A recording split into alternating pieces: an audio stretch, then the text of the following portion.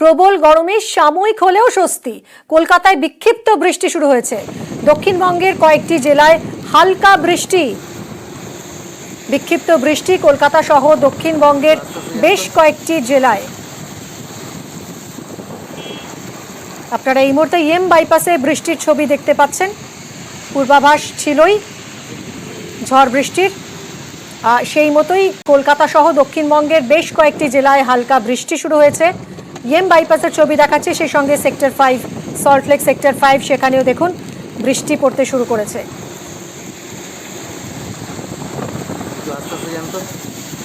আমরা কথা বলবো আমাদের প্রতিনিধি ইরনের সঙ্গে।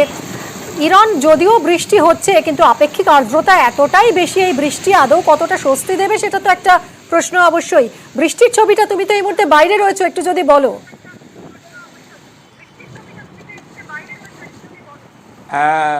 বৃষ্টি এই মুহূর্তে কলকাতার বিভিন্ন জায়গায় হচ্ছে ঠিকই, তবে আমি যেখানে দাঁড়িয়ে রয়েছি এটা পার্ক স্ট্রিট। ছিটে ফোটা বৃষ্টি ছাড়া কোনো বৃষ্টি এখানে হয়নি। মানে এই বৃষ্টি পেতে গেলে আমাকে এই মুহূর্তে বাইপাসের দিকে যেতে হবে। অবশ্যই বাইপাস সহ কলকাতার বিস্তীর্ণ এরিয়ায় কিন্তু সেখানে ভারী থেকে কোথাও মাঝারি বৃষ্টি হচ্ছে। শুধু কলকাতা নয়, দক্ষিণবঙ্গের বেশ কিছু জেলা, পশ্চিম মেদিনীপুর, হুগলি, বীরভূম, সেখানেও কিন্তু বৃষ্টির পূর্বাভাস রয়েছে এবং সঙ্গে ঝোড়ো হাওয়ার পূর্বাভাস রয়েছে। ইতিমধ্যে যেটা শুরু হয়েছে 30 থেকে 40 গতিবেগ এরকম থাকবে, যে ঝোড়ো হাওয়া, সেই ঝোড়ো হাওয়া বইবে, সঙ্গে বজ্রবিদ্যুতের সম্ভাবনা রয়েছে। যে গরম পড়েছে, যে অস্বস্তি হয়েছে, এই বৃষ্টির প্রভাবে কিছুটা হলেও স্বস্তি মিলতে পারে বলে এরকম একটা প্রত্যাশা অবশ্যই থাকবে। তবে বর্ষা কবে আসবে সেটা দেখা তো এখনো নেই।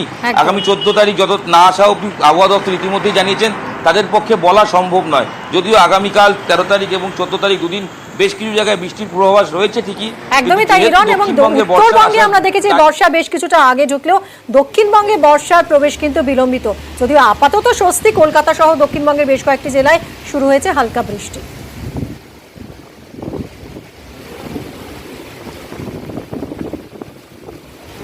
অন্যদিকে টানা বৃষ্টিতে বিপর্যস্ত উত্তর সিকিম। ধসের জেরে বন্ধ ডিকচু সিংতাম রোড। সিকিমে দুর্যোগ। উত্তরবঙ্গের 5 জেলাতেও ভারী থেকে অতি ভারী বৃষ্টির পূর্বাভাস, এবং কাল থেকেই দক্ষিণবঙ্গে বৃষ্টির যে পূর্বাভাস ছিল সেই বৃষ্টি, হালকা বৃষ্টি শুরু হয়েছে, কিন্তু অস্বস্তি থাকবে বলছে আবহাওয়া দফতর। সিকিমে দুর্যোগ। টানা বৃষ্টিতে বিপর্যস্ত সিকিমের উত্তর অংশ। ডিকচু সিংতাম রোডে ধসের জেরে বন্ধ যান চলাচল। লাচুং থেকে গ্যাংটক নামার পথে টিনটেক খোলায় দুর্ঘটনার কবলে পড়ে একটি লরি। আহত হন 7 জন। সিকিমের টানা বৃষ্টি, উত্তরবঙ্গেও বৃষ্টি হচ্ছে। তবে গরমে নাজেহাল দক্ষিণবঙ্গ। এরই মাঝে দক্ষিণবঙ্গে বৃষ্টির পূর্বাভাস দিল হাওয়া অফিস। আলিপুর আবহাওয়া দপ্তর জানিয়েছে বৃহস্পতিবার দক্ষিণবঙ্গে বিভিন্ন জেলায় বিক্ষিপ্ত বৃষ্টি হবে। তবে বৃহস্পতিবার থেকে শনিবার পর্যন্ত পশ্চিমের 3 জেলায় ফের তাপপ্রবাহ চলবে। দক্ষিণবঙ্গের অন্যান্য জেলাতেও জারি থাকবে অস্বস্তি। 15 তারিখে দক্ষিণবঙ্গের সব জেলাতেই বজ্র বিদ্যুৎ সহ বৃষ্টি, তার সাথে ঝোড়ো হাওয়া 40 থেকে 50 কিলোমিটার প্রতি ঘন্টায় সতর্কবার্তা দেওয়া হয়েছে। এবং 15 তারিখে নর্থ বেঙ্গলে কমলা সতর্কবার্তা দেওয়া হয়েছে heavy two very heavy rainfall, এবং হলুদ সতর্কবার্তা দেওয়া হয়েছে হেভি রেনফলের জন্য দার্জিলিংয়ে। 16, 17, 18 এই 3টি দিনে নর্থ বেঙ্গলের উত্তরের 5টি জেলাতে হোয়াইট স্প্রেড রেনফল আছে, এবং পশ্চিমবঙ্গের বাকি সব জেলাতে ফেয়ারলি হোয়াইট স্প্রেড রেনফল হওয়ার সম্ভাবনা আছে। দক্ষিণবঙ্গের বিভিন্ন জেলায় কয়েকদিন বৃষ্টি হয়েছে, তবে অস্বস্তি কাটেনি। আবহাওয়া দপ্তরের মতে এর কারণ আর্দ্রতা। অস্বস্তিকর ওয়েদার হচ্ছে দুটো কারণে। দুটো হচ্ছে, আপনি একটা হচ্ছে গরমের জন্য সূর্যের তাপ রয়েছে, আর ভেরি লো লেভেলে আপনার moisture, very low level 10 metre মাটি থেকে 10 মিটার উপরে ভূপৃষ্ঠ থেকে, ওখানে আপনার ময়েশ্চার রয়েছে। কিন্তু এই ময়েশ্চারটা এতটা বেশি নেই যার জন্য একটা থান্ডারস্টর্ম হয়ে যেতে পারে। চরম গরমে দক্ষিণবঙ্গ এখন বর্ষার অপেক্ষায়। কবে আসবে মৌসুমী বায়ু তা এখনো স্পষ্ট করেনি আবহাওয়া দফতর। তবে দক্ষিণের জেলায় বিক্ষিপ্ত বৃষ্টি চলবে বলে জানিয়েছে আবহাওয়া দফতর। নিউজ 18 বাংলা। গন্ধ, রং ও খাঁটি ঝাঁঝ এভরিডে রান্নার আপন স্বাদ। Everyday Spices, 100% taste. Everyday Spices, best. মনে রেখো, বড় স্বাদে করা চাই আয়োজন। এভরিডে মশলায় টেস্টি হবে ভোজন। Everyday spices 100% taste. Everyday spices best. গন্ধ, রং ও খাঁটি ঝাঁঝ। এভরিডে রান্নায় আপন স্বাদ। Everyday spices, 100% taste. Everyday spices, best. এবারে লোকসভা ভোটে বাংলায় বিজেপির আশানুরূপ ফল হয়নি, আর তারপরই দেখা যাচ্ছে যে শুভেন্দু অধিকারীর দিকে অভিযোগের আঙুল তুলছে বঙ্গ বিজেপির অনেক নেতারাই। দলের অন্দরেই তির্যক মন্তব্যে বিদ্ধ শুভেন্দু অধিকারী। দিলীপ ঘোষ, সৌমিত্র খান নিশানায় নেতারা, অভিযোগে ক্ষুব্ধ শুভেন্দুর খেদ প্রকাশ।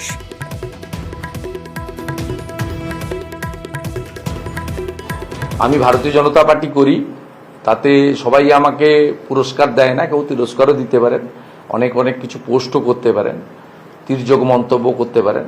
ভালো হলে নিজেদের ক্রেডিট দেন, খারাপ হলে আমার ঘাড়ে চাপান। প্রার্থী নির্বাচন, প্রচার কৌশল, এই সবটাই কিন্তু সংগঠন তৈরি করে। সেই কোর কমিটির মিটিংয়ে যদি ডাকে, সেখানে যদি আমাকে কিছু বলতে বলা হয় বা আমি মনে করি যে বলবো বা সাইলেন্ট থাকবো, অনেক সময় সাইলেন্ট থাকি। আর এর আগে একাধিকবার দিলীপ ঘোষ নিশানা করেছেন শুভেন্দু অধিকারীকে। যে যুক্তি তর্ক দেওয়া হয়েছে, আমি নাকি ওখানে দাঁড়ালে হেরে যাব, কুর্মীরা আমার বিরুদ্ধে, তো যেখানে কুর্মী ভোট পুরুলিয়া, সেখানে তো আমরা জিতে গেছি। কুর্মীদেরকে খেপানো হয়েছিল আমার বিরুদ্ধে, আমাকে সরাবার জন্য। কিছু তো আছেই, নাহলে যারা পুরনো পার্টির প্রতিষ্ঠিত নেতা তাদেরকে হারাবার জন্য পাঠানো হয়েছিল। লোকে হারা সিট জেতার জন্য প্ল্যানিং করে, এ তো জেতা সিট হারাবার জন্য প্ল্যানিং হয়েছে মনে হচ্ছে। ক্ষোভের কথা শোনা গিয়েছে সৌমিত্র খাঁয়ের গলাতেও। আমাদের রাজ্যে যে 25 জনের কোর কমিটি হয়েছিল, সেটা তো আমার জায়গা ছিল না। অযোগ্য লোকদের ভিড়, আর কিছু না। আমাদের যেটা হয়েছে, যারা করিতকর্মা লোক তাদেরকে আগে বাদ দাও। সবসময় তৃণমূল কংগ্রেসকে গালি দিলেই যে আমরা এগিয়ে যাবো তা নয়, আমাদের স্ট্র্যাটেজিটা ভাবতে হবে।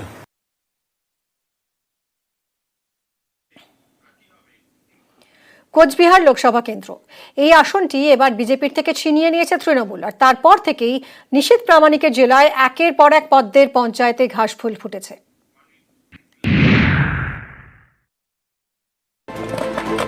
লোকসভা ভোটে বাংলা জুড়ে সবুজ ঝড়। উত্তরবঙ্গে তৃণমূলের প্রাপ্তি কোচবিহার। এই কেন্দ্র এবার ধরে রাখতে পারেননি প্রাক্তন কেন্দ্রীয় স্বরাষ্ট্র প্রতিমন্ত্রী নিশীথ প্রামাণিক। নিশীথের হারের পর থেকেই কোচবিহারে একের পর এক বিজেপির পঞ্চায়েত তৃণমূলের দখলে। বুধবার কোচবিহার 2 নম্বর ব্লকের ঢাংডিংগুড়ি গ্রাম পঞ্চায়েতের দখল নেয় তৃণমূল। 23 আসনের এই গ্রাম পঞ্চায়েতে বিজেপি 14, তৃণমূল 9। এদিন বিজেপির 3 পঞ্চায়েত সদস্য বিজেপি ছেড়ে তৃণমূলে যোগ দেন। এর ফলে তৃণমূলের সদস্য সংখ্যা বেড়ে হলো 12, বিজেপির কমে হলো 11। মোট আসন ছিল 23। তৃণমূল কংগ্রেস কি করছে সেটা বিষয় নয়, নির্বাচনের ফলাফল হবার পরে এই ধরনের একটা ট্রেন্ড আসে, কিন্তু আলটিমেটলি ওই শুধুমাত্র পঞ্চায়েত একটা ব্যক্তি তাকেই নিয়ে যেতে পারছে, সাধারণ মানুষ কিন্তু যাচ্ছে। যদি কাতারে কাতারে সাধারণ মানুষ যেত তবে বিশ্বাস করতাম। কোচবিহারের ভেটাগুড়ি বিজেপির পরাজিত প্রার্থী তথা সদ্য প্রাক্তন কেন্দ্রীয় মন্ত্রী নিশীথ প্রামাণিকের খাস তালুক। তিনি হারতেই ভেটাগুড়িতে বিজেপি পরিচালিত 2 পঞ্চায়েত অফিসে তালা ঝুলিয়ে দেয় তৃণমূল।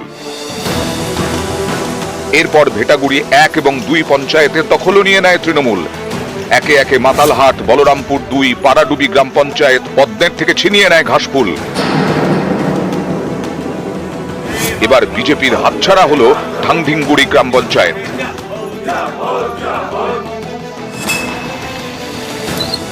আমি গ্রাম উন্নয়নের জন্য পার্টিতে জয়েন করেছি, যাতে গ্রামের উন্নয়ন করতে পারি, গ্রামের সাফল্য করতে পারি, এই আশা রেখে আমি এখানে জয়েন করেছি। কোচবিহারে মোট গ্রাম পঞ্চায়েতের সংখ্যা 128, 23-এর ভোটে 104টি দখল করে তৃণমূল, 24টি বিজেপি। 24-এর ফল বেরোনোর পর এই কয়েকদিনে ছবিটা অনেকটা বদলে গেছে। এখন কোচবিহারের 110টি গ্রাম পঞ্চায়েত তৃণমূলের দখলে, 6টি হাতছাড়া করে পদ্মের পঞ্চায়েত এখন 18টি। লোকসভা ভোটের ফল ঘোষণার পরেই বিজেপি পরিচালিত নয়ারহাট গ্রাম পঞ্চায়েতের প্রধান তৃণমূলে যোগ দেন। শীঘ্রই এই গ্রাম পঞ্চায়েতেও ঘাসফুল ফুটবে বলে দাবি তৃণমূলের। নিউজ 18 বাংলা।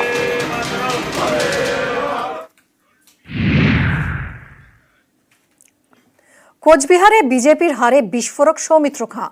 নিশীথের ভুলেই আসন হাতছাড়া বলে তো বিজেপি সাংসদের। সুকান্ত বা শুভেন্দুর দায় মানতে নারাজ সৌমিত্র। স্ট্র্যাটেজিগত ভুল হতেই পারে বলেও দাবি সৌমিত্র খাঁয়ের। দিলীপ ঘোষকেও বঙ্গ বিজেপির প্রয়োজন হবে বলে সওয়াল সৌমিত্রর। দলের কথা দলের মধ্যেই থাকা উচিত বলে মন্তব্য সুকান্তর। উত্তরবঙ্গে আমাদের একটাই কমেছে, সেটা নিশীথের কিছুটা ভুলের জন্য কমেছে, বাদ বাকি উত্তরবঙ্গে কোনো সিটটাই তো কমেনি। শুভেন্দু অধিকারী বা সুকান্ত মজুমদার কেউ দলের বিরোধী লোক নয়, বা কেউ দল ছাড়া অন্য কথা ভাবে না। কোথাও রাজনীতির স্ট্যাটিস্টিক ভুল হতে পারে, কোথাও যে পলিসি নিয়েছি সেটা ভুল হতে পারে। শুভেন্দু অধিকারীকেও আমাদের চাই, সুকান্ত মজুমদারকেও চাই, দিলীপ ঘোষকেও চাই, সৌমিত্র খাঁকেও চাই, সবাইকেই চাই, কারণ আমরা একত্রিত হয়ে আবার নামতে হবে। একটি পার্টিতে অনেক নেতা থাকে এবং সামগ্রিক নেতৃত্বের মাধ্যমেই জয় সম্ভব বলে আমার মনে হয়। বাকি সৌমিত্র কি বলেছে আমি এখনো শোনা হয়নি, শুনে সৌমিত্রের সাথে কথা বলে বোঝার চেষ্টা করব সৌমিত্র খান আদপে কি ইমপ্রুভমেন্ট করার কথা বলেছে। কেউ যদি ইমপ্রুভমেন্ট করার কথা বলে সেটা দলের মধ্যে বললে পরে আমরা চেষ্টা করে দেখবো সেগুলোকে ইমপ্লিমেন্ট করা যায় কিনা। উত্তরের হারের ময়নাতদন্ত। কোচবিহার বাদে অন্য সিটে ভালো ফল অধরা। হারের কারণ জানতে শিলিগুড়িতে পৌঁছে গেলেন ফিরহাদ হাকিম। শিলিগুড়ি পুরসভায় বৈঠক করলেন ফিরহাদ। শিলিগুড়ির মেয়র গৌতম দেব, ডেপুটি মেয়রের সঙ্গেও কথা বলেন। মেয়র পরিষদ কাউন্সিলরদের সঙ্গেও কথা বলেন পুরমন্ত্রী। এসজেডিএ চেয়ারম্যানের সঙ্গেও সাক্ষাৎ করেন। কাউন্সিলররাই দলের সম্পদ বলে বার্তা দিয়েছেন ফিরহাদ হাকিম। আরও বেশি করে জনসংযোগের পরামর্শ ফিরহাদের। উন্নয়নের পাশাপাশি উত্তরে দলকে চাঙ্গা করতেই এই বার্তা। অর্থাৎ বিজেপির যেমন কাটাছেড়া চলছে, অন্যদিকে বসে নেই তৃণমূলও। কাউন্সিলররা হচ্ছে আমাদের একদম গ্রাসরুট, কাউন্সিলররাই হচ্ছে বেস, কর্পোরেশনের বেস, দলের বেস। কাউন্সিলররা যত ম্যান টু ম্যান কন্ট্যাক্ট রাখবে, ডেভেলপমেন্ট তত ভালোভাবে হবে। ডেভেলপমেন্টের সাথে সাথে প্রচার, এইটাকে আপনারা হাতিয়ার করে একটু ওয়ার্ডে ওয়ার্ডে ঘুরুন। পিপলস পার্টিসিপেশন, অর্থাৎ ডেভেলপমেন্টে পিপলস পার্টিসিপেশন, ওয়ার্ড কমিটির মতন করে মানুষকে নিয়ে আসুন। আপনার সাথে ইন্টারাকশনও তাদের খুব ভালো হবে। তারা নিজেরাই আপনাকে, আপনার যে পলিটিক্যাল পারপাসে দরকার, তারাই আপনার হয়ে প্রচার করবে। এইটা আমার মনে হয় যে ইমিডিয়েটলি একটু এফেক্টিভলি করেন। কি কি কাজ হচ্ছে, প্ল্যানিং কি কি আছে, কি কি হয়ে গেছে, কি কি হবে, এগুলো অবগত হলাম। এবং ডিপার্টমেন্ট, আমাদের ডিপার্টমেন্টের সাথে যে লিয়াজোতে কোথায় কি অসুবিধা আছে সেটা দেখলাম, শুনলাম। আর এই ব্যাপারে যত সম্ভব আমি সে থেকে এই কাজগুলো যাতে ত্বরান্বিত করা যায় সেই চেষ্টা করব। শিলিগুড়িতে আমরা একদম অঙ্গীকারবদ্ধ যে শিলিগুড়ি একটা ডেভেলপ সিটি। এটা মমতাজির মুখ্যমন্ত্রীতে হয়ে কাজ শুরু হয়ে গেছে। 12 বছরের শিলিগুড়ি অনেক চেঞ্জ হয়ে গেছে এবং আগামী দিনেও আরো বড় বড় প্রজেক্ট নিয়ে শিলিগুড়িকে আরো মডার্ন সিটি তৈরি করা। লোকসভা ভোটে কারচুপির অভিযোগে সিবিআই তদন্ত দাবি। লোকসভা ভোটের পরে বিস্ফোরক শুভেন্দু অধিকারী। নির্বাচনের দাবিতে মামলার প্রস্তুতি। হিরণময় চট্টোপাধ্যায় ঘাটালে তিনি ইলেকশন পিটিশন করছেন, রেখা পাত্র মহোদয়া করছেন ইলেকশন পিটিশন। কারণ যে আইনে দেবাশিস ধরের নমিনেশন বাতিল করেছেন, সেই একই আইনে হাজি নুরুলের বাতিল হওয়ার কথা। আমরা প্রপারলি অবজেকশন দিয়েছি। অভিজিৎ দাস ববি ডায়মন্ড হারবার, তিনিও সিসিটিভি ওয়েবকাস্টিং সিসিটিভি ফুটেজ তার সেন্ট্রাল ফরেন্সিক ল্যাবে তদন্ত এবং তদন্ত রিপোর্ট যদি পক্ষে আসে, এন্টায়ার ইলেকশন প্রসেস বাতিল করে সিবিআই ইনভেস্টিগেশন করার জন্য তিনি ইলেকশন পিটিশন করছেন। আর ইলেকশন পিটিশন করছেন ডাক্তার অশোক কান্ডারি।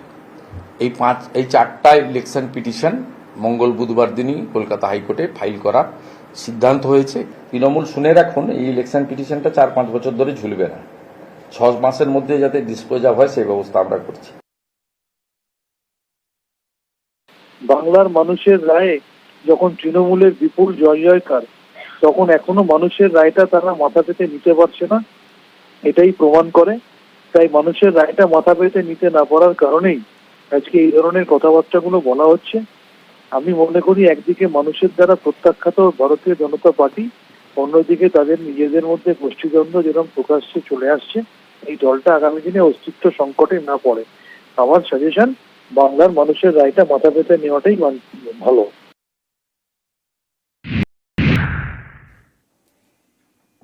ভোটের আগে ঘাটাল মাস্টার প্ল্যানের প্রতিশ্রুতি, আর ভোটের পর সেই প্রতিশ্রুতি পূরণে কাজ শুরু করে দিলেন তৃণমূল সাংসদ দেব। বৈঠক করলেন সেচ মন্ত্রীর সঙ্গে। সামনের বছর থেকে রাজ্য সরকারের টাকায় মাস্টার প্ল্যানের কাজ শুরু।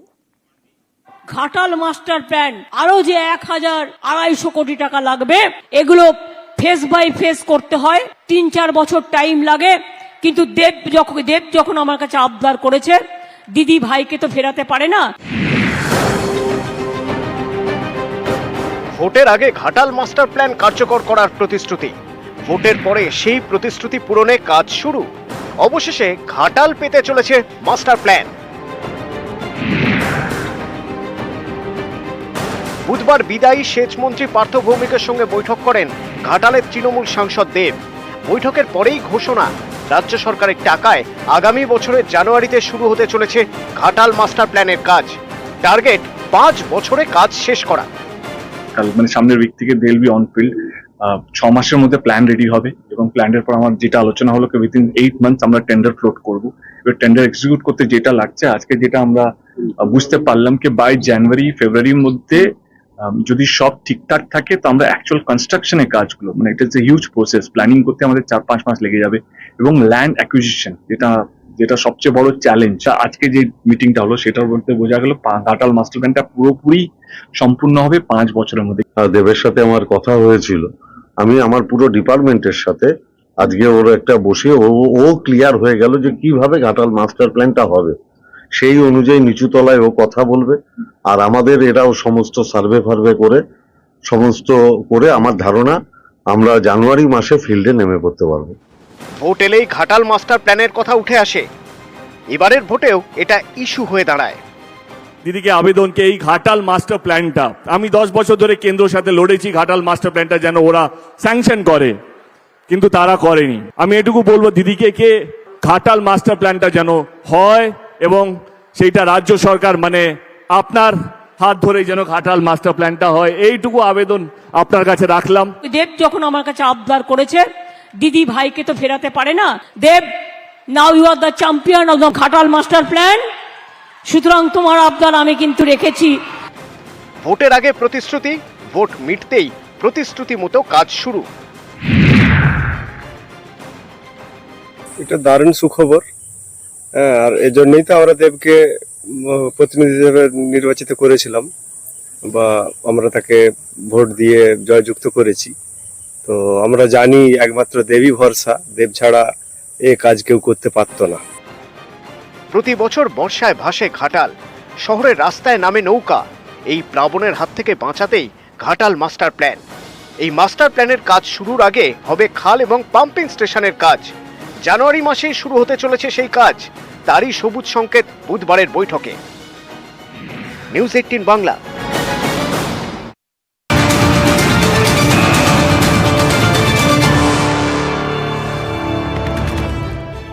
পাঁচ বছরে শেষ হবে ঘাটাল মাস্টার প্ল্যানের কাজ। দেবের এই প্রতিশ্রুতিতে কটাক্ষ করেছেন সুকান্ত মজুমদার। ঘাটাল মাস্টার প্ল্যান বহুদিন ধরে আটকে আছে, কেন্দ্র সরকার তাতে টাকা স্যাংশন করেছিল, রাজ্য সরকার কি করেছে আমরা জানি না। এত বছর তো দেবত্ব প্রায় 10 বছর হয়ে গেল দেবের প্রায় এমপি থাকা, 10 বছরেও কিছু এগোয়নি। দেখা যাক আগামী 5 বছরে কিছু এগোই কিনা।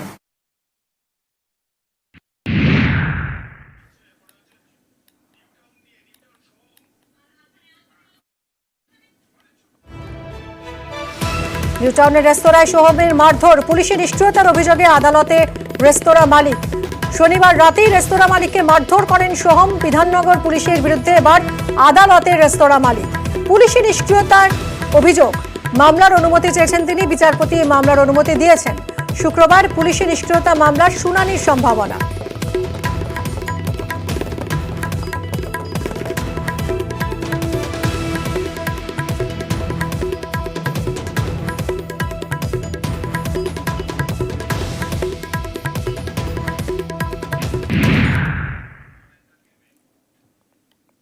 কৃষ্ণনগরে পুরো টেন্ডারে চেয়ারম্যান কাউন্সিলর কোন্দল।